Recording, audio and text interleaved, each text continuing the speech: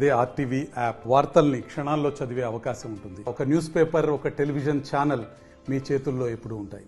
తెలంగాణ రాష్ట్ర సర్కార్ తెలంగాణ ఉద్యమకారులకి 200 గజాలు ఇవ్వాలి, ఇళ్ల స్థలాలు కేటాయించాలంటూ కరీంనగర్ కలెక్టరేట్ ఎదుట శాంతి దీక్ష చేస్తున్నారు. మనం చూస్తున్నాం తెలంగాణ ఉద్యమ ఫోరం ఆధ్వర్యంలో చేస్తున్నటువంటి పరిస్థితి. మాజీ జేఏసీ చైర్మన్ ఉన్నారు, వెంకటమల్లయ్య ఉన్నారు. చెప్పండి, ఏంది అసలు వీళ్ళ పాత్ర ఏంటి తెలంగాణ సాధనలో? ఏ డిమాండ్తో మీరు శాంతి దీక్ష చేస్తున్నారు? ఈరోజు ఎప్పుడైతే తెలంగాణ ఉద్యమం కోదండరాం ఆధ్వర్యంలో చేశారో మళ్ళీ సీమ శ్రీనివాస్ గారు ఈరోజు ఆ ఉద్యమాన్ని తను చేతబెట్టాడు.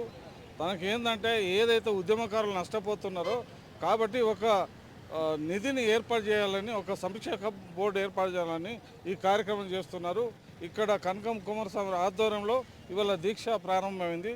కాబట్టి ఏదైతే గవర్నమెంట్ పెద్దలు సీఎం గారు ఏదైతే హామీ ఇచ్చారో, ఏదైతే ఉద్యమకారులకు 250 గజాల జాగిస్తానన్నాడు, ఇంతవరకు ఆ మాట ఎత్తలేడు. దాని పోను స్వతంత్ర సమరయోధులకు ఎలాగైతే పెన్షన్ ఇచ్చారో ఆ రకంగా ఉద్యమకారులందరికీ పెన్షన్ ఇవ్వాల్సిందిగా మనవి చేస్తున్నాను. ఇంకోటి, వీళ్ళందరూ 1200 మంది విద్యార్థులు చనిపోయారు. వాళ్ళ పేరెంట్స్ ఎవరైతున్నారో వాళ్ళందరికీ 50 లక్షలు మించకుండా అమౌంట్ ఇవ్వాల్సిన అవసరం ఉంది. ఎవరైతే ఉద్యోగానికి అర్హులు అవుతారో వాళ్ళకు ఉద్యోగాలు ఇవ్వాల్సిన అవసరం ఉందని మనవి చేస్తున్నా. ఈరోజు ఇంతమంది మహిళలు మొదటి నుంచి పనిచేస్తూ ఉన్నారు. వీళ్ళంతా గడపకు తిరిగి, మొత్తం ఊరూర తిరిగి, గడప తిరిగి, మీ మహిళలు ఒక మహిళ అనకుండా భార్యాభర్త సంసారాన్ని విడిచిపెట్టి వాళ్ళ పనిచేస్తూ ఉన్నారు. కాబట్టి రేవంత్ రెడ్డి గారు, మీకు జేఏసీ పక్షాన మీకు నమస్కారం తెలుపుతున్నాను. ఎందుకంటే ఇవాళ ఏదైతే మీరు అన్నారో, మీ కేసీఆర్ అనుకున్నా కానీ మీరు అన్నారు, మిమ్మల్ని గౌరవిస్తున్నాము, తప్పకుండా మీరేదైతే చెప్పారో మీరు అమల్లో పెట్టాలని మనవి చేస్తున్నాను. మరి ఇతరులకు సంక్షేమ బోర్డు అవసరము, నిధి అవసరము. కాబట్టి వాళ్ళ పేద ఉద్యమకారులకు కూడా ఉపయోగపడుతుందని మనవి చేస్తున్నాను. మొత్తం మీద ఇది ఆర్గనైజ్ చేశారు, కుమారస్వామి ఉన్నారు. ఏంటి అసలు మీ ప్రధానమైన డిమాండ్ ఏంటి? ఎవరైనా వినతి పత్రం ఇచ్చారా? ఎట్లా చూడొచ్చు? గత 7 సంవత్సరాలుగా తెలంగాణ ఉద్యమకారులకు ఇచ్చినటువంటి హామీలు అంటే స్పష్టంగా మనం పరిశీలించినట్టయితే ఇక్కడ ఉన్నటువంటి ఉద్యమకారులు గత ప్రభుత్వానికి 10 సంవత్సరాలు సేవ చేసి దాని తర్వాత 10 సంవత్సరాల అధికారంలో ఉన్నారు. అయితే తెలంగాణ ఉద్యమకారులకు, నిజమైనటువంటి ఉద్యమకారులకు ఇక్కడ కూడా న్యాయం జరగలే. వాస్తవంగా 70 పైబడినటువంటి తెలంగాణ ఉద్యమకారులు చాలామంది మన జిల్లాలో కోల్పోయినాం. మా బాధ ఏంది అని అంటే, ఆ రోజు భారతదేశంలో స్వాతంత్రం చేసినటువంటి సమరయోధులుగా గుర్తించారు. వాస్తవంగా మరి తెలంగాణ రాష్ట్రం వచ్చిన తర్వాత బతుకులు బాగుపడతాయి అనుకున్నాం, తెలంగాణ ఉద్యమకారుల యొక్క అవస్థలు తగ్గుతాయని అనుకున్నాం. కానీ అప్పుడున్నటువంటి యువకులు ఇప్పుడున్నటువంటి పరిస్థితి చాలా ముసలోళ్ళు అయ్యారు, వృద్ధాప్యం పోయిన, చనిపోయినారు, ఆర్థిక ఇబ్బందులు ఉన్నాయి. వాస్తవంగా వాళ్ళని పెంచుకున్న పార్టీలు, వాళ్ళకి సేవ చేసినటువంటి పార్టీలు గుర్తింపు లేక ఇటు కుటుంబంలో కానీ ఇటు సమాజంలో కానీ వెలివేయబడ్డారు అన్నటువంటి ఆవేదనతో మేము అన్ని పార్టీలను మా గురించి మేనిఫెస్టోలో పెట్టమని చెప్పి 6 సంవత్సరాలు మేము వేడుకున్నాం. కానీ మరి కాంగ్రెస్ ప్రభుత్వం గుర్తించింది.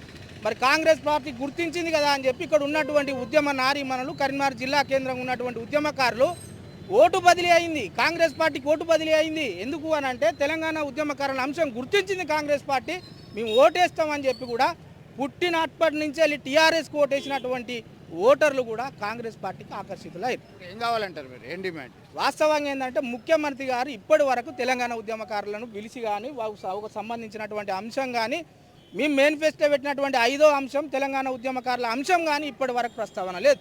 ఈ కేబినెట్ అయితే మా చర్చ జరుగుతుందా, ఆ కేబినెట్ అయితే మా చర్చ జరుగుతుందా, జూన్ 2 నాడు మాకు అవకాశాలు కల్పిస్తుందా, సెప్టెంబర్ 15 నాడు మాకు అవకాశాలు కల్పిస్తారా అని చెప్పి చూసుకుంటూ పోతా అంటే చాలామంది ఉద్యమకారులు తమ జీవితాలు కోల్పోయారు, చచ్చిపోయారు. మరి ఉద్యమకారులు ఏదైతే మేనిఫెస్టోలో పెట్టారో గదే అడుగుతారు, కొత్తగా ఏం గొంతమ్మ కోరికలు కూడా కొరుకుతలేరు. వాస్తవంగా రాష్ట్ర ప్రభుత్వం దివాలా తీసింది, పైసలు లేవని చెప్పి అంటారు. వాస్తవంగా ఈ కరీంనగర్ జిల్లా కేంద్రంలో 400 నుంచి 500 మంది ఎఫ్ఐఆర్లు మాత్రమే ఉన్నాయి. ఎక్కడ కూడా ఈ ప్రభుత్వం మీద ఆర్థిక భారం పడే అటువంటి అంశాలు తెలంగాణ ఉద్యమకారులకు ఇచ్చినట్టు అంశాలు లేవు. ఎక్కడ కూడా ఒక రూపాయి ఖర్చు చేసి తెలంగాణ ఉద్యమకారులకు పెంచి పోషించాలన్నటువంటి బాధ కూడా ఈ ప్రభుత్వానికి లేదు కదా. కేవలం ప్రభుత్వ భూమి మాకు ఎక్కడైతే మీరు ఇచ్చినా కూడా మేము అక్కడికి పోయేదానికి మేము అకామిడేషన్ ఉన్నాం. సమాజంలో మాకు గుర్తింపు కావాలి. రేపు మా గ్రామ పంచాయతీల జెండా ఎత్తితే మమ్మల్ని గౌరవంగా మమ్మల్ని విలువాలి. మా కుటుంబాలను మేము విడిచిపెట్టినాం, మమ్మల్ని వెలివేసిర్రు, కొంతమందికి పిల్లలు ఇవ్వలేదు, కొంతమందికి లావారిస్గా కూడా ఇదే గీతాభవన్ చౌరస్తాలో చెప్పులు లేకుండా కూడా తిరుగుతారు, మమ్మల్ని ఎందుకు గుర్తించరు అని చెప్పి అనే ఆవేదనతోనే ఈ శాంతి దీక్ష చేస్తున్నాం.